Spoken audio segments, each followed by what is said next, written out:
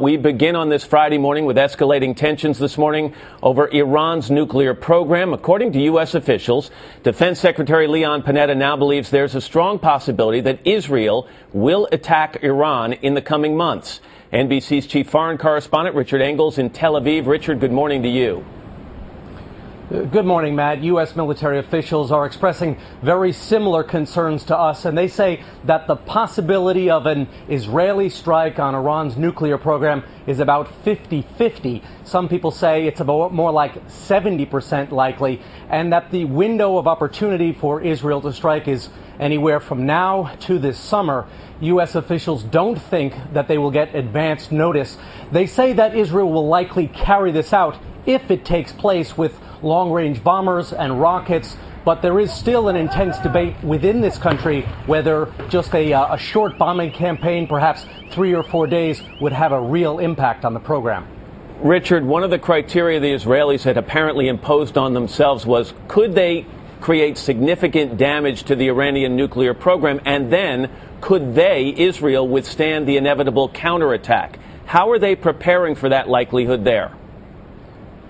They are worried about this. Just a few minutes ago, I came from an Israeli home and I was interviewing people who are dusting off their bomb shelter. They were making sure that they have the gas mask at the ready.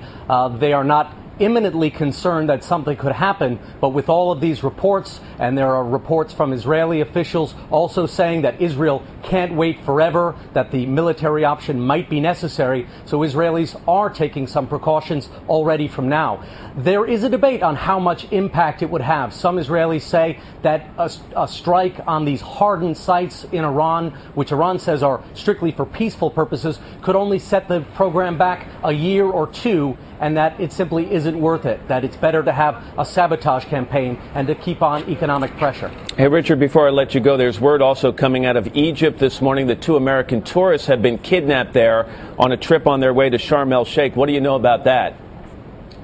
We've spoken to the local police chief. What happened is they were traveling 5 Americans in a car between St. Catharines and Sharm el-Sheikh, 2 of the most important tourist destinations in the Sinai.